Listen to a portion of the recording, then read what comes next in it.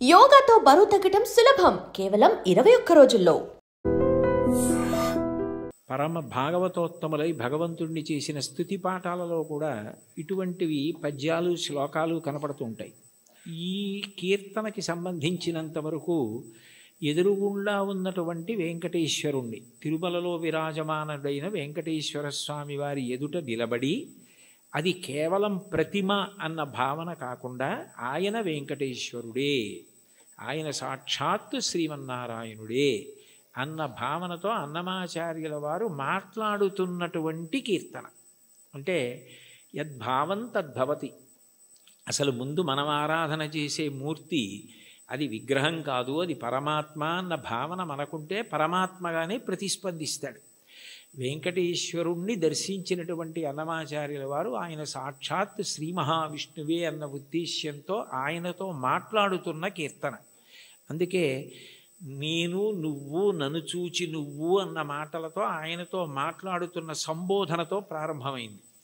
అందులో అంటారు, నన్ను చూచి హరి నువ్వు నవ్వకుండేవా. నన్ను చూసి నువ్వు నవ్వకుండా ఉండలేవు, నాకు అర్థమైంది. అయితే నవ్వడం అనేటటువంటి మాటలో పరిహాసం చేయడం ఒక ఎత్తు. అంటే నువ్వు చేసేది తప్పు, నువ్వు చేసేది సరైన పని కాదు, అయోగ్యమైనది, అనౌచిత్యమైనది అన్నప్పుడు పరిహాసాస్పదంగా ఆయన నవ్వడం వేరు. వెంకటేశ్వరుడి నవ్వు శుచిస్మిత. రామాయణంలో అంటారే, తృణమంతరత కృత్వా ప్రత్యువాచ శుచిస్మిత అంటారు. ఒక కన్నతల్లి పసిబిడ్డడి యొక్క అమాయకత్వానికి ఎంత శుద్ధమైన నవ్వు నవ్వుతుందో, ఎంత పవిత్రమైన నవ్వు నవ్వుతుందో, భగవంతుని యొక్క నవ్వు అంత పవిత్రంగా ఉంటుంది మనం చేసే అమాయకపు పనులు చూసి. తల్లి ఏదో వేడిగా ఉన్నటువంటి పాయస పాత్ర అక్కడ ఉంటే పిల్లవాడు వెళ్ళి నేను తినేస్తానని పాయస పాత్రలో చెయ్యి పెట్టబోతే, నువ్వు తినలేవురా, అది చాలా వేడిగా ఉంది, నేను చల్లారి పెట్టి పెడతానని చెప్పి ఎంతో ప్రేమగా నవ్వి వాడిని దూరంగా పెట్టి ఉప్పుని ఊది చిన్న చిన్న ముద్దలు వాడి నోట్లో ఎంత ప్రేమతో తినిపిస్తుందో అంత ప్రేమతో నవ్వుతాట భగవంతుడు. అందుకని భగవంతుని యొక్క నవ్వు శుచిస్మిత, మందహాసం, చిన్న నవ్వు నవ్వుతాడు అని. అందుకని మూకశంకర్లు మందస్మిత శతకం చేశారు. 100 శ్లోకములు ఆయన నవ్వు మీద చేశారు, అమ్మవారి నవ్వు మీద. అటువంటి భగవంతుడు దేనికి నవ్వుతున్నాడు అన్నమాచార్యుల వారిని చూసి అంటే, ఆయన నేను ఈ మార్గం పట్టుకున్నాను కాబట్టి నేను తరిస్తాను అని అనుకుంటున్న వాళ్ళని చూసి నవ్వుతాట. ఎందుకని అంటే, ఏ మార్గం మీరు పట్టుకున్నా అది ఎక్కడ వరకు తీసుకెళ్ళగలదు అంటే భగవంతుడు ఉన్న చోటుకి తీసుకెళ్ళగలదు, భగవద్ దర్శనం చేయించలేదు. మీకు అదేదో నేను గొప్ప కోసం చెప్పట్లేదు, ఉదాహరణ మీకు బాగా పట్టుకోవడానికి చెప్తున్నాను. మీకు నన్ను చూడాలి అని అనిపించింది అనుకోండి, ఆయన ఎక్కడ ఉంటారండి అని అడుగుతారు. ఏదో పలానా చోట ఉంటారండి అని చెప్పారనుకోండి, మీరు అక్కడికి రాగలరు. కానీ తలుపు తీసి మా అబ్బాయి ఇవాళ ఆయన ఎవరిని చూడాలనుకోవట్లేదండి, ఆయన ఏదో చదువుకుంటున్నారు, నేను ఎవరిని చూడనని చెప్పారు అన్నారనుకోండి, మీరు చూడగలరా నన్ను? సాధ్యం కాదు. కానీ ఎవర్రా అని నేను అడిగాను అనుకోండి, వాడు వచ్చి నాకు ఏదో చెప్పాడు అనుకోండి, సరే ఉండు 5 నిమిషాలు చూసి వస్తాను అని నేను వచ్చాను అనుకోండి, నేను మిమ్మల్ని చూడాలని వస్తే మీరు నన్ను చూడగలరు తప్ప, మీరు చూడాలని వస్తే నా చేత మీరు చూడబడలేరు, మీరు నన్ను చూడలేరు. మీరు నన్ను చూడడం మీ చేతిలో లేదు, నా చేతిలో ఉంది. ఇంత చిన్న విషయమే అలా ఉంటే భగవద్ దర్శనం, భగవద్ అనుభవం మనం పట్టుకున్న మార్గం వల్ల ఫలితంగా వస్తుంది. అదేనా కర్మ అయితే ఈ కర్మ చేస్తే ఈ ఫలితం వస్తుంది అని చెప్పచ్చు. అబ్బాయి నువ్వు ఈ పొలాన్ని దున్నవయ్యా, విత్తనాలు వెయ్యి, ఇలా నీరు పెట్టు, మొక్కలు వస్తాయి అని చెప్పచ్చు. భగవన్మార్గంలో నువ్వు ఈ మార్గాన్ని పట్టుకుంటే నీకు తప్పకుండా భగవద్ దర్శనం అయిపోతుంది, మోక్షం పొందగలవు అనుకుంటే అందులో ఎప్పుడూ 2 అంగుళాలు తక్కువ వస్తుంది. నేను చేస్తున్నాను కర్తృత్వం, దాని చేత ఈ ఫలితం వస్తుంది ఒక ఆశ. ఈ 2 మనసులో ఉండి పాటించిన ఏ పద్ధతి కూడా భగవంతుణ్ణి పూర్తిగా చేరనివ్వదు. అదే భాగవతంలో ఉలూకల బంధనం. యశోద ఎంత ప్రయత్నించి కృష్ణుడి బొజ్జ కట్టేద్దామని తజ్జనని లోగిటంగల రజ్జు పరంపరల తేవంగా ఆ బొజ్జ తిరిగి రాదయ్యే జగజ్జాలములున్న బొజ్జ కట్టందరమే. ఎన్ని తాళ్ళొచ్చి ముళ్ళేసి చుట్టూ తిప్పినా 2 అంగుళాలు తక్కువ వస్తూనే ఉంది. ఏమిటి 2 అంగుళాలే తక్కువ వస్తుంది? ఇన్ని తాళ్ళు ముడేసి పొట్ట చుట్టూ తిప్పినా పొట్టకి తక్కువ అవ్వకూడదు కదా, ఎన్ని తాళ్ళు కలిపి ముడేసినా 2 అంగుళాలే తక్కువ అన్న ఆలోచన ఆవిడికి రాలేదు. ఆవిడ మరిచిపోయింది. ఆవిడ ఇందులో నిమగ్నమైపోయిందంటే ఆయన కడదాం అనుకుందంతే. అప్పుడు ఆయన కట్టబడ్డాడు. మీరు జాగ్రత్తగా తెలుసుకోవాలి, ఆవిడ కట్టలేదు. అందుకే వడల చెమటలగయ నొత్తరీయముజార తురుముకున్న విరులు జారిరాల కట్టరాని తనను కట్టెదనని చింత కట్టుకున్న తల్లి కరుణ చూచి. చిక్కడు సిరికౌగిటిలో చిక్కడు సనకాది యోగి చిత్తాబ్జములన్ చిక్కడు శృతిలతి కావలి చిక్కెనతడు లీల తల్లి చేతన్ రోలన్. ఆయన వేదమంత్రాలకి దొరకడు, ఆయన లక్ష్మీదేవి కౌగిటికి దొరకడు, ఆయన సనకసనందనాథుల మనస్సులో ఎందు దొరకడు. కానీ ఆయన దొరికిపోయాడు యశోదకి. ఎందుకు దొరికిపోయాడు అంటే ఆమె ఎందుకు చేస్తోందన్నది ఆమె మరిచిపోయి ఆయన ఆయనని కట్టడం అన్న దాంట్లో 2 అంగుళాలు తక్కువ వచ్చాయన్నది ఆవిడ మరిచిపోయినప్పుడు కట్టబడ్డాడు. నేను ఇది చేస్తున్నాను, ఈ మార్గం పట్టుకున్నాను, దీనివలన ఇది కలుగుతుందని నువ్వు మరిచిపోయి ఆనందంతో అది చేసినప్పుడు ఆయన నీ చేత బంధింపబడతాడు. అదే మహాభారతంలో సహదేవుడు కట్టడం, అదే భాగవతంలో యశోద కట్టడం. అది లేనప్పుడు నేను ఒకటి పట్టుకుని ఇదిగో ఇది చేసుకొచ్చేస్తున్నాను కాబట్టి నీ దగ్గరికి వచ్చేస్తున్నాను, నువ్వు నాకు వశపడిపోతావంటే నేను గొప్ప ఆయన గొప్ప? అప్పుడు దానికి ఒక పాఠ్య ప్రణాళిక ఉంది. ఇలా చేసేస్తే ఆయన దొరికిపోతాడని. అలా ఎక్కడుంది స్వామి? అలా ఉందా అని చెప్పడానికి మనసుకు గోచరమా మాటలకు గోచరమా? మనసుకి నువ్వు దొరికిపోతావా? ఎలా దొరికిపోతావు? పటకార అంటారు లోకంలో. పటకార అంటే కింద మరుగుపాల గిన్నె ఉంటుంది, పైన నా చేత్తో పట్టుకుంటే పటకార ఏం చేస్తుంది? మరుగుపాల గిన్నెని పట్టుకుంటుంది. నేను గట్టిగా పట్టుకుని పక్కన దింపేస్తాను మరుగుపాల గిన్నెని. ఆ మరుగుపాల గిన్నెని పట్టుకున్న పటకార నేనే పట్టుకుంటున్నాను మరుగుపాలని అనుకుంది అనుకోండి, నేను పైన పట్టుకోవడం మానేశాను అనుకోండి, పట్టుకోగలదా? నేను పట్టుకుంటుంది కాబట్టి దాని పేరు పటకారని పేరు. ఈశ్వరుడి యొక్క చైతన్యము పడితే మనసు పనిచేస్తుంది. అసలు ఈశ్వర చైతన్యం పడకుండా మనసు ఎలా పనిచేస్తుంది? సంకల్ప వికల్పములు ఎక్కడి నుంచి వస్తాయి? నానాఛిద్రఘటోదర స్థిత మహాదీప ప్రభాభాస్వరం జ్ఞానం యస్యతు చక్షురాదికరణ ద్వారా బహిస్పందతే జానామీతి తమైవ భాంతమనుభాచ్యే తత్సమస్తం జగత్ తస్మై శ్రీ గురుమూర్తయే నమ ఇదం శ్రీ దక్షిణామూర్తయే అంటారు దక్షిణామూర్తి అష్టకంలో. మనసు మాత్రం ఆయన ప్రభావం, వాక్కు ఆయన ఇచ్చినది. నేను ఇప్పుడు దీనికి ఇలా వ్యాఖ్యానం చేయాలంటే నేను ఎన్ని రోజులు చదువుకురాను దాన్ని? ఇక్కడ ఉన్న సమయాన్ని బట్టి ఏదో చెప్పాలంతే.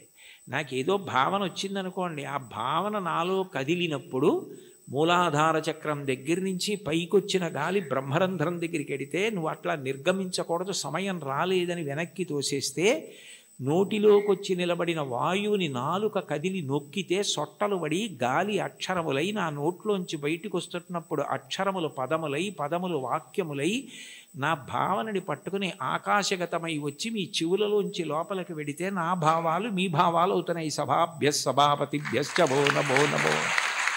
అది చేస్తున్నవాడెవరు? నేను మాట్లాడుతున్నానంటే అర్థం ఎక్కడుంది దానికి? ఇది నేను వెళ్ళిపోయిన తర్వాత నేనే చెప్పాను వ్యాఖ్యానం అంటే ఇది అది చెప్పింది, నేను చెప్పింది అది చెప్పింది. ఇది నాకు మైకు, నేను ఆయనకి మైకు. లోపల నుండి ఆయన చెప్తే నేను మైకు తప్ప నేను చెప్పడం ఏంటి? అది తెలిసిన వాళ్ళు నేనన్న మాట అనలేదు. పలికెడిది భాగవతమట, పలికించు విభుండు రామభద్రుండట. నే పలికిన భవహరమవునట, పలికెద వీరుండుగాథ పలుకగనేలా. నా స్వాతంత్రం ఎందుకు? ఆయన ఏది పలికిస్తే అది పలుకుతాడు తప్ప నేనన్నది ఏం లేదన్నారు పోతన గారు. ఏమిటి అంత భాగవతాన్ని ఆంధ్రీకరించిన మహానుభావుడు. కాబట్టి దీనికి ఇది మార్గం అన్నది ఎక్కడుంది అసలు? ఈ మాటల చేత ఆయన వశపడిపోతాడు. నేను ఇన్ని ప్రవచనాలు చేశాను కాబట్టి నేను ఖచ్చితంగా భగవంతుణ్ణి చేరిపోతాను అని ఎట్లా చెప్తావు? ఆయన అనుగ్రహం నీ చేత మాట్లాడించింది. నీవు మాట్లాడడంలో నిన్ను నువ్వు మరిచిపోతే మాట్లాడడం నీ నిప్పి మరిచిపోవడానికి, నీ బాధ మరిచిపోవడానికి కూడా కారణమైపోతాయి. నిజంగా నీకేదో నొప్పిగా ఉంది, అయినా మాట్లాడడంలో నువ్వు ఆ నొప్పి మరిచిపోతున్నావు అంటే అన్నీ మరిచిపోవడానికి నీకున్నది సాధనం అయిపోతాయి. అప్పుడు ఈశ్వరుడు వశపడతాడు తప్ప ఇది నాకు మార్గము, దీనికి ఇది ప్రయోజనము అని అనుకున్నంతకాలం నువ్వు వశపడతావా స్వామి? అంత అమాయకుడివా? అది సాధ్యమా?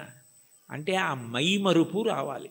అందుకే మీరు చూడండి, తన్మయుడైపోయాడండి అంటారు. తన్మయుడైపోయాడండి అన్న మాటకు అర్థం ఏమిటి? తత్ యందు మయమైపోయాడు. ఏమంటే మరి దొంగ మీ జేబులోంచి డబ్బులు తీసేస్తుంటే మీకు తెలియలేదా అన్నారనుకోండి, ఆ శోభారాజు గారు కీర్తన పాడుతున్నారండి, దాంట్లో తన్మయం అయిపోయానంటాడు. అంటే మనసంతా ఆవిడ కీర్తన యందు మగ్నం అయిపోయింది. దొంగ జేబులో చేయి పెట్టడం కానీ డబ్బులు తీయడం కానీ తెలియలేదు. చర్మానికి స్పర్శ ఉండదా? ఉంది. కానీ ఎందుకు తెలుసుకోలేకపోయింది? అంటే మనసు పాట యందు తన్మయం అయిపోయింది. అలా నువ్వు ఏది చేస్తున్నావో దాని ద్వారా నువ్వు తన్మయం అయిపోతే అప్పుడు ఈశ్వరుడు వశపడతాడు. తప్ప ఇది నేను ఇంత బాగా చేస్తున్నానని నువ్వు నీకు పొగుడుకోవడం అలవాటైపోతే, ఇది నేనే చేస్తున్నాను అనుకుంటే నువ్వు బాగా చేసుకుంటున్నావు కదరా, చేసుకో అంటాడు. అది తన్మయానికి కారణమై, అందుకే చిట్ట చివరికి ఏదైనా ఎక్కడికి వెళ్ళాలి అంటే మౌనమునందు పర్యవసించాలి. చిట్ట చివరికి సంగీతము నాదమునందు, శబ్దం ఎక్కడ పుడుతోందో అక్కడ లయమైపోతుంది. నాదతను మనిషం శంకరం అంటారు త్యాగరాజస్వామి. అందుకే ఆ నాదము శంకర శరీరము, దాని యందు లయం అవ్వాలి.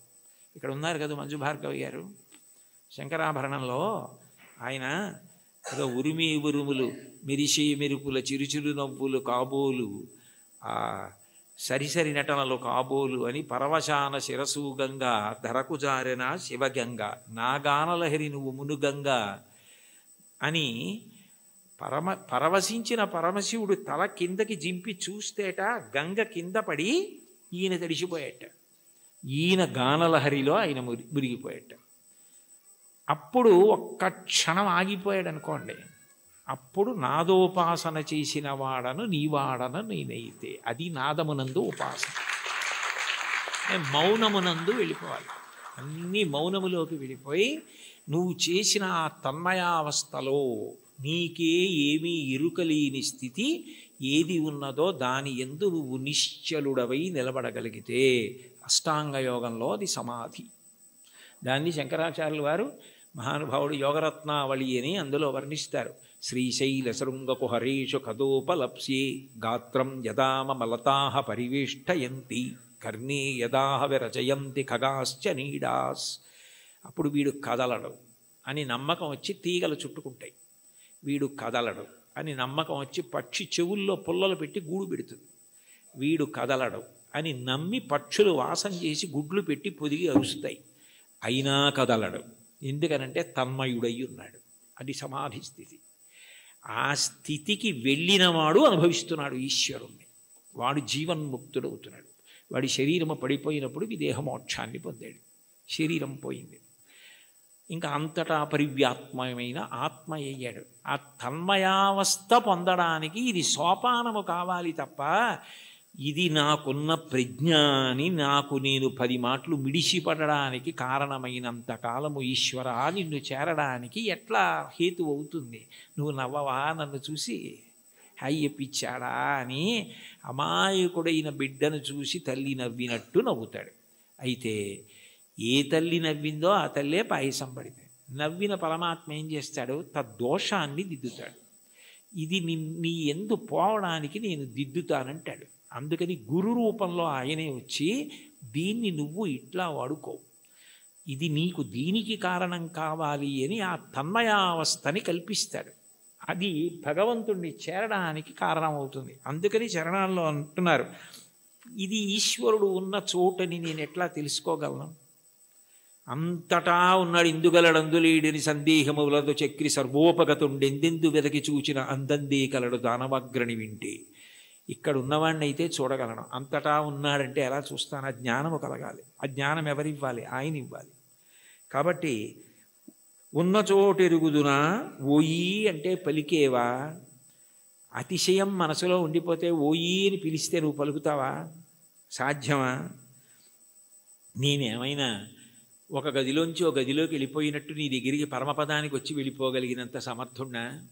నా వల్ల సాధ్యం అవుతుందా?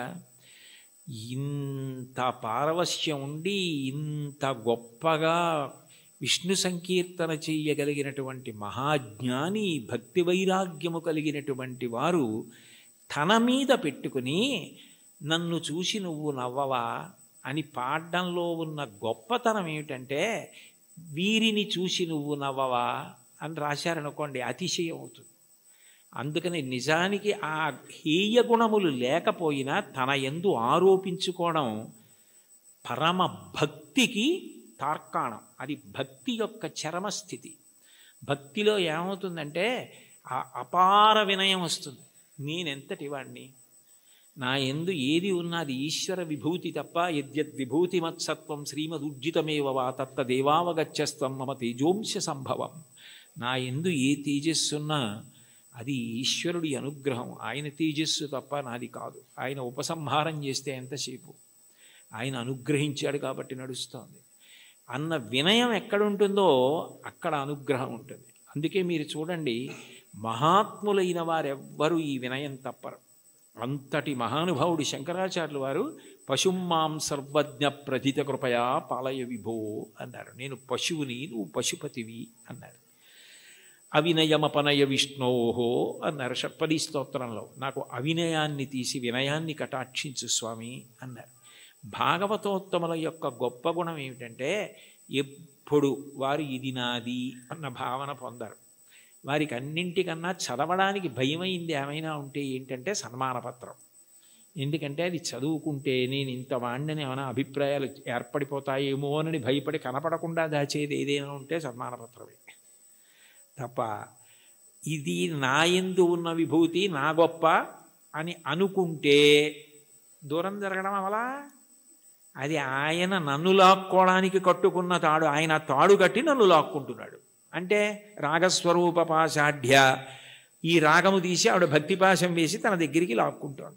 నాకే ఉంది, ఏమీ లేదు, నేనేం పెద్ద చదువుకోలేదు, మహావిద్వాంసుణ్ణి గాను, సమస్త శాస్త్రములు తెలిసున్నవాణ్ణి గాను, అయినా వీడు ఎలా తరించాలి? అందుకని వీడికి ఏదో 4 మాటలు మాట్లాడడం అన్న లక్షణాన్ని ఇస్తే తగుదునమ్మా అని బయలుదేరుతాడు. ఏదో 1 గంటన్నర మాట్లాడతాడు. ఇది అడ్డు పెట్టి నా దగ్గరికి లాక్కుంటానని ఆయనే ఆ పాశం వేసి తన దగ్గరికి లాక్కుంటున్నాడు. ఇదంతా నాదే అంటే నేను మాట్లాడకపోతే ఈ మైక్ ఎంతో, ఆయన మాట్లాడకపోతే నేనంతే. అది తెలుసుకుంటే చాలు. ఆ వినయాన్ని ప్రతిపాదించి ఈశ్వరుణ్ణి చేరడానికి మార్గములు కావు. ఏ మార్గము పట్టినా ఆ మార్గము ద్వారా నువ్వు కాదు కర్తృత్వంతో చేరేది. ప్రీతి పొంది ఈశ్వరుడు లాక్కోవాలి, ప్రీతి పొంది ఈశ్వరుడు కలుపుకోవాలని గుర్తుపెట్టుకో, వినయాన్ని నిలబెట్టుకో. అది తాత్పర్యం కీర్తనకి. చాలు. ఏకశబ్ద సమ్యజ్ఞాత సృష్టప్రయుక్త స్వర్గే లోకే కామదుగ్భవతి.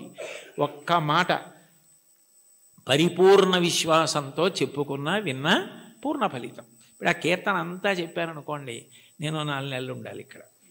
కష్టం కదా. ఇది ఇచ్ఛ.